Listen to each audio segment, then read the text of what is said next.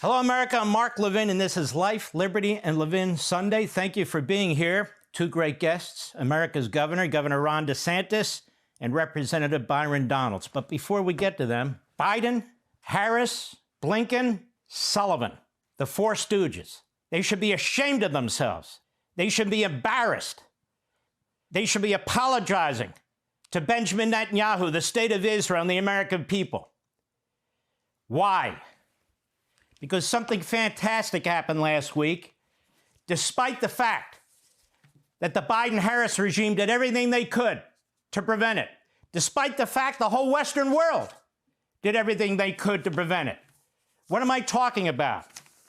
This entire episode has demonstrated that the Western world, whether it's Europe, whether it's the United States, under this current regime, has lost its moral clarity, has lost its moral courage, has turned on its own founding principles and belief system.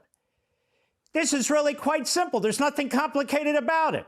You had terrorists who invaded Israel unprovoked, specifically targeting babies, children, teenagers, women, men, with the most monstrous, genocidal tactics to kill them, to humiliate them, rape them, decapitate them, burn them alive. And what did the Western world do? Well, for about 15 minutes, they wrung their hands and they said, this is horrendous. And they condemned Hamas because talk is cheap. Talk is cheap. But when the going got tough, they actually turned on the victims. They turned on the Jews in Israel. They turned on the Israelis. They turned on the Israeli government. They turned on Netanyahu. They sought to dehumanize him. These four stooges, they sought to topple him. They undermined him. They had meetings with opposition parties. They had meetings with cabinet secretaries. They went around Netanyahu. They smeared Netanyahu in Axios, in Politico, in the Washington Post, in the New York Times. Why? Because they wanted to use October 7th to create a Palestinian state. They wanted to use October 7th to do something they've always wanted to do. Re-engineer the entire Middle East, to build up Iran, to build down Israel. And so they took this opportunity, this genocidal opportunity, to try and exploit the situation when the Churchill of the Middle East, Benjamin Netanyahu, was trying to defend his people. That's what I'm talking about. And now Sinwar is dead. No thanks to Biden. No thanks to Harris or Blinken or Sullivan or all the rest of these reprobates. In spite of them. Now, Benjamin Netanyahu said the leaders of Hamas are in Rafah. The enemy is headquartered in Rafah. We have to go into Rafah. And here was the reaction of Kamala Harris, who wants to be president of the United States, who wants to be commander-in-chief. She doesn't have any moral standards. She doesn't have any moral center. After the slaughtering of babies and women and raping them and murdering them, 251 hostages taken, 100 hostages still in a tunnel of rats. And this is what she had to say. Cut one, go. We have been clear in multiple conversations and in every way that any major military operation in Rafah would be a huge mistake. Let me tell you something. I have studied the maps. There's nowhere for those folks to go. And we're looking at about 1.5 million people in Rafah who are there because they were told to go there, most of them. And so we've been very clear that it would be a mistake to move into Rafah with any type of military operation. A mistake, but would there be consequences if he does move forward? Well, we're going to take it one step at a time, but we've been very clear in terms of our perspective on whether or not that should happen. Are you ruling out that there would be consequences from the United States? I am ruling out nothing. Boy, she gave her strong support to Netanyahu and the Israeli people and the Israeli government. Netanyahu made it clear, we're going to get Sinwar, we're going to get the leadership, and we have to go into Rafah. That's the only way I can protect my people, he said. What about Joe Biden? Cut two, go. I made it clear that if they go into Rafah, they haven't gone into Rafah yet. If they go into Rafah, I'm not supplying the weapons that have been used historically to deal with Rafah. to deal with the cities. We're not going to supply the weapons and the artillery shells used that have been used. Artillery shells as well. Yeah. You No, they haven't gone into the population centers. What they did is right on the border, and it's causing problems with right now in terms of with Egypt, which I've worked very hard to make sure we have a relationship. I've made it clear to Bibi and the War Cabinet, they're not going to get our support if, in fact, they go in these population centers. We've held up the weapons. We've held up the one shipment. What a disgusting disgrace. Blackmail, threats, withholding weapons. That would be like FDR withholding weapons from Churchill while they're in the middle of the fight with the Nazis. Who's ever seen anything like this? And it wasn't just that. He was working with France and Britain and other European Union countries to try and get them the same thing. He literally wanted to cut off arms to Israel, which they've done today. A long list of arms, a long list of armaments, a long list of things that Israel needs to defend itself and to fight Iran. And I'll get to that in a minute. Our foreign policy is obvious when it comes to Israel. Israel cannot win. Israel must lose. That is the Biden-Harris foreign policy. And look how snarky they are. Look at them. Look how condescending they are. And then, of course, there's Blinken, who's a disgrace and a disaster. The State Department. What did he have to say? Cut 3. Go. Handshakes and smiles aside, in the quest for a ceasefire with Hamas, Secretary of State Antony Blinken shot down Israeli Prime Minister Benjamin Netanyahu's plan for a final Gaza invasion. We will not support a major military operation in Rafah absent an effective plan to make sure that civilians are not harmed. But a Netanyahu advisor confirms to CBS News the Prime Minister is not backing down from his plan to attack Rafah. And notice every citizen who dies, every civilian in the Gaza Strip is Netanyahu's fault. It's the Israelis' fault. You had a leader, one of the second-tier leaders of Hamas about 3 weeks ago say out loud, you can go to memri.org, MEMRI.org, if they still have it up there. And he said, 80% of the people who've died as a result of this war, Israel and Hamas, were either Hamas terrorists or members of their family. Have you heard that on CBS? Have you heard that on CNN or elsewhere? Then you have guys like Dick Durbin. And he was representative of Chris Murphy and Coons and all the rest of these guys who go on these Sunday shows like they actually know something when they sit on their butts in Washington, D.C., while people, the Israelis, are fighting for their lives. They mimic what Harris and Biden have to say. Cut 4. Go. I think the president's doing the right thing. We want to support Israel. We want to make sure that the actions that they take to defend themselves and to stop Hamas terrorism do not involve innocent people giving their lives and being injured. You know, Washington, D.C. is such a cesspool. Our ruling class is completely unethical, lacks any morals, any principle.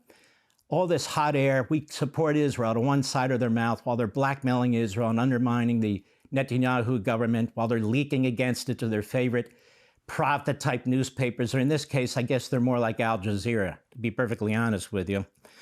And so what happens here, ladies and gentlemen?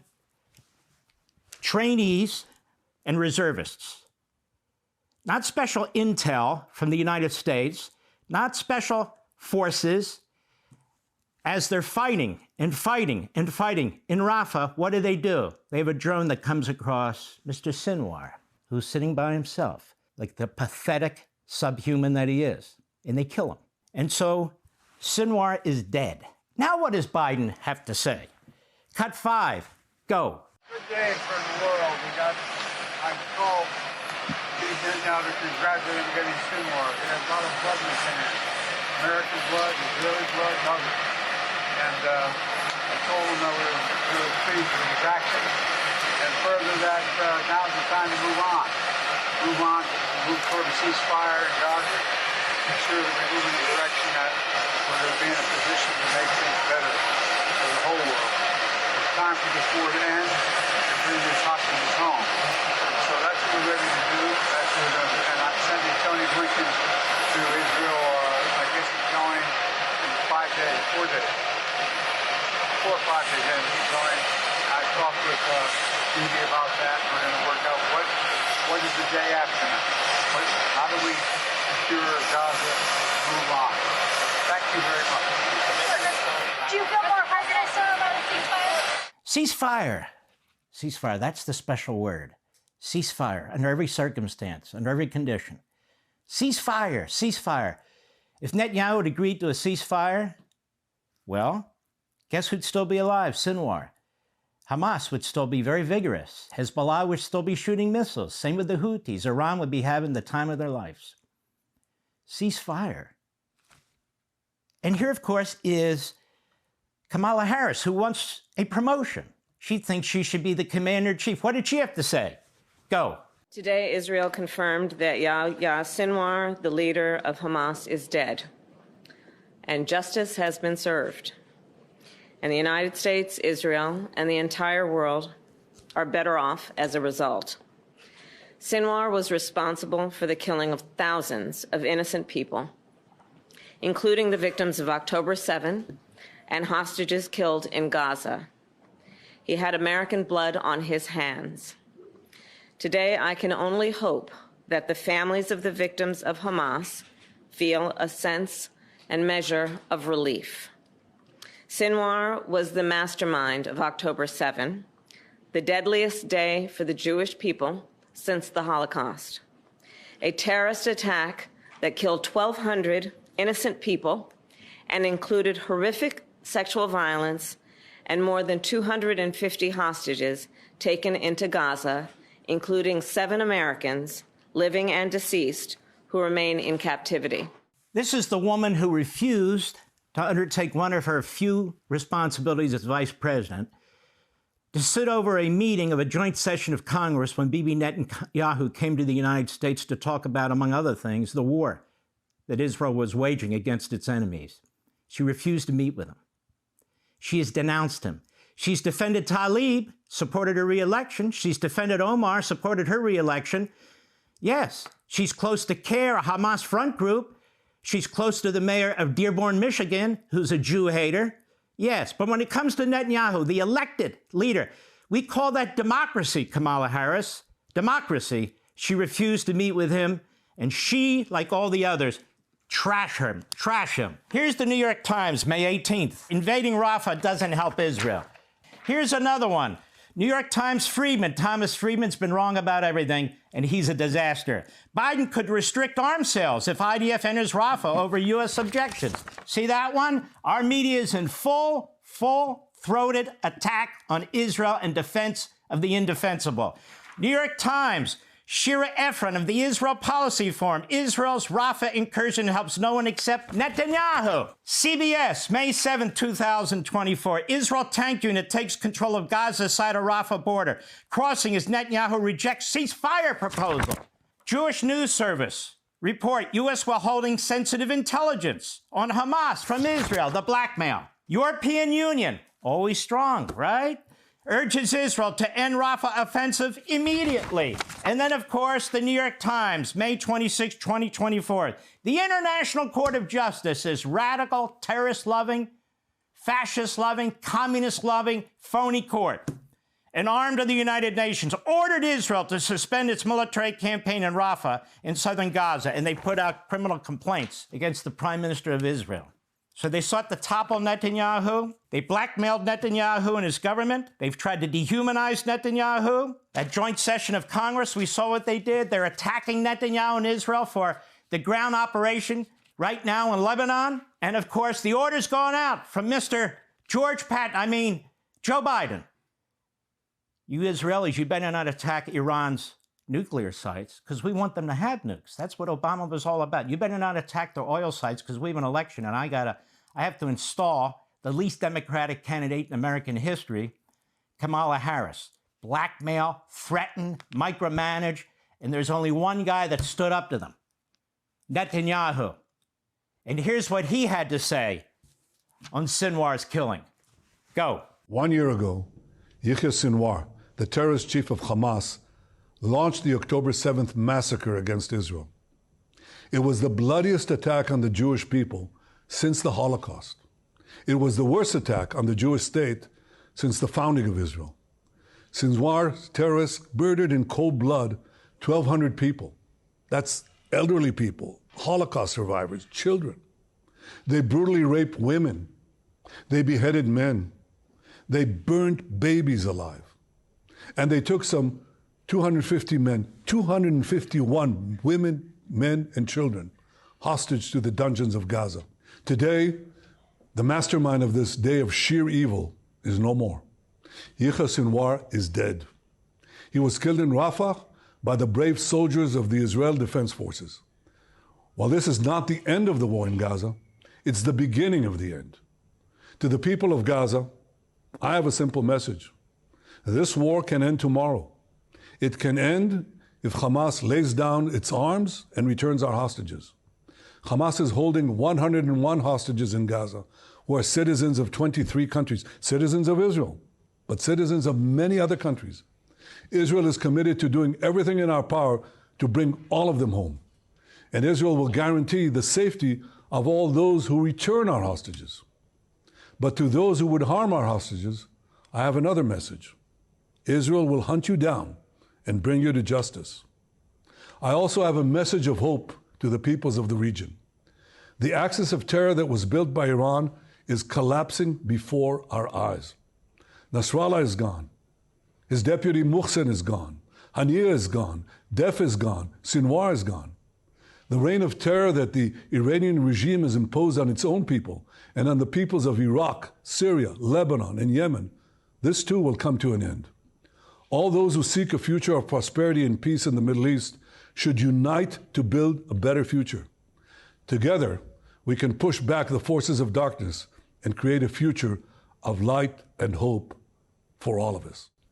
That's a leader. There's only one person running for president of the United States who has the fortitude, the courage, who is morally fit to be president of the United States, and that is Donald Trump. Biden and Harris unleashed these terrorists. They unleashed Iran and its surrogates in the Middle East. They caused this. They started this. And I finally figured out their foreign policy with respect to Israel. Israel must lose. One last thing. Ariel Kahana, a reporter at Israel Hayom in Israel. The claim has been spread in the last day in the context of the Sinwar assassination as if the IDF and the generals wanted to enter Rafah. It's not only a rewriting of history, but a real distortion of it. Netanyahu actually had to go against most of his generals and members of his own cabinet and his own, effectively, defense minister or secretary. He had to stand up against them, too. The IDF's first plan did not include activity in Rafah, and what he means by that is the leadership. Only later, when it became clear that the remaining Hamas battalions had fled to the southern city, it was Netanyahu who asked the army for a plan to deal with them. A month before the IDF's entry into Rafah at the beginning of May, Chief of Staff Herzi Halevi publicly expressed support for a deal with Sinwar. This is what the United States was pushing, which meant stopping the war. Gallant, in effect, their defense secretary, Gantz, the general who wants to be prime minister but is utterly incapable of it, and other generals backed him up. Astonishingly, Netanyahu, the minister of the right, the bereaved parents from the heroic forum, and a few other sane people left in this country insisted in the face of the security guards to also go down to south to Rafah. The external, mainly from Americans, but also from Egypt and Western countries, and internal journalists. The pressures not to act in Rafah were so heavy that Netanyahu's political advisor, Ophir Fleck, unusually published an article in the Wall Street Journal on March 14th, whose title was, "In Rafah, Israel will defeat Hamas." Why? To explain why the action there is so necessary. So everybody's congratulating themselves. Sinwar is dead. But my God, what a bunch of cowards, immoral buffoons, siding effectively with the enemy of mankind, giving them aid and comfort, giving them cover, giving them tons of ink by attacking the victims, the state of Israel, Netanyahu and his government. My God, how disgusting. Sinwar is dead. But no thanks to Biden, Harris, Blinken, or Sullivan, the four stooges of American diplomacy. I'll be right back. Hey, Sean Hannity here. Hey, click here to subscribe to Fox News YouTube page and catch our hottest interviews and most compelling analysis. You will not get it anywhere else.